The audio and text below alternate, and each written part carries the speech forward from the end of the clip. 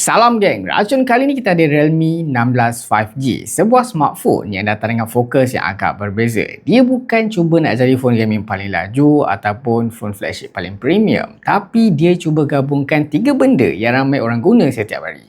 Kamera, bateri dan juga AI. So, selepas beberapa hari saya gunakan sebagai phone harian, jom kita tengok apa yang menarik ada dekat Realme 16 5G.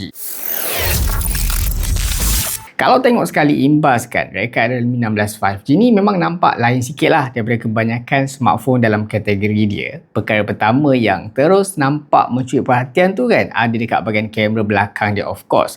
Realme panggil rekat ni sebagai flagship grade camera bar. Kalau korang perasan kan, trend kamera melintang macam ni sebenarnya dah lama muncul lah pada beberapa telefon premium termasuk iPhone A lah yang paling dekat. Dan bila saya letakkan kedua phone ni kan atas meja, apa yang saya perasan dekat Realme 16 5G ni kan, dia terasa lebih stabil tau. Dia tak ada rasa macam jongkang-jongkit tau bila korang letak tu kan. Even bila pegang secara landscape pun untuk gaming atau rakam video, agian berat yang ada dekat Realme 16 5G ni saya rasa lebih seimbang lah compare dengan iPhone A tu. Dan dekat bahagian kamera bar ni juga kan, macam korang nampak, ada satu features yang saya rasa sangat-sangat unik tau. Selfie mirror. Yes, cermin betul tau. Yang ni merupakan smartphone pertama lah dalam segmen dia yang datang dengan selfie mirror terbina pada modul kamera belakang. Bila korang nak ambil gambar guna kamera belakang ni kan, korang boleh terus tengok framing lah melalui cermin yang ada tu. Tambahan pula kan, dengan fungsi say hi gesture ni, korang just angkat tangan je, sistem akan detect lah tangan korang dan mula countdown secara automatik. Simple tapi memang sangat praktikal. Ada juga aura flash dekat belakang tu lah yang untuk korang ambil gambar waktu malam ataupun masa indoor, masa kurang cahaya. Untuk warna pula kan, unit yang saya tengah pegang ni dia menggunakan rekan Aurora Wings design tau. Realme menggunakan tekstur gradient khas lah yang menghasilkan kombinasi warna biru dan keemasan yang berubah mengikut pantulan cahaya. Corak yang terhasil ni kan dari pantulan cahaya tu, dia ala-ala nampak macam sayap yang tengah bergerak tau. Memang nampak premium dan adalah dia punya identiti tersendiri. Tapi benda yang lagi mengejutkan saya tu sebenarnya bukan rekaan. Sebaliknya, dia punya berat tau. Sebab walaupun phone ni datang dengan bateri 7000 mAh yang sangat besar, berat dia cuma sekitar 183 gram je. Dengan ketebalan lebih kurang 81mm ni kan. So, bila pegang tu, dia tak rasa macam phone bateri besar. Realme kata kan, diorang menggunakan teknologi aircraft structure yang membolehkan susunan komponen dalaman tu dibuat dengan lebih padat tau. Hasilnya kan, diorang boleh masukkan bateri yang besar tanpa jadikan phone ni terlalu berat ataupun terlalu tebal. Dari segi paparan hadapan untuk skrin, dia datang dengan skrin AMOLED fleksibel lah, saiz 6.57 inci, resolusi Full HD+, refresh rate ada 120Hz dan menyokong paparan sehingga 1.7 bilion warna.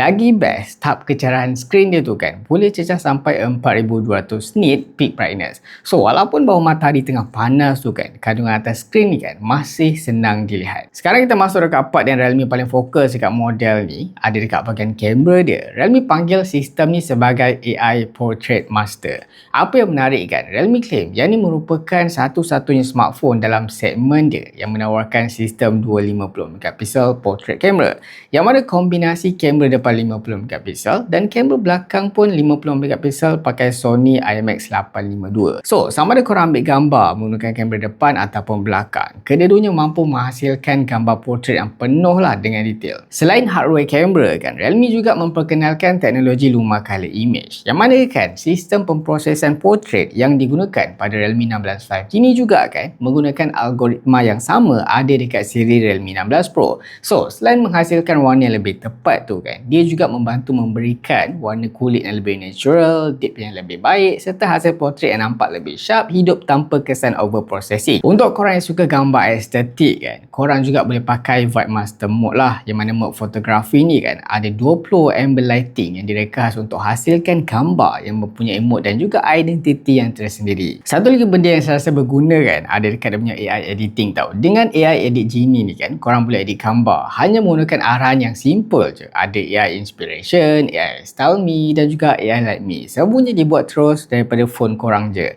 Selain tu ada juga AI Instant Clip lah, yang mana dapat menghasilkan video pendek secara automatik. So, untuk content creator ataupun tiktokers kan, memang sangat memudahkanlah kerja editing harian korang. Dari segi prestasi, Realme 16 5G ni dia menggunakan chip MediaTek Dimensity 6400 Turbo yang mana digandingkan juga dengan sistem penunjukan 6050mm persegi airflow VC cooling tau.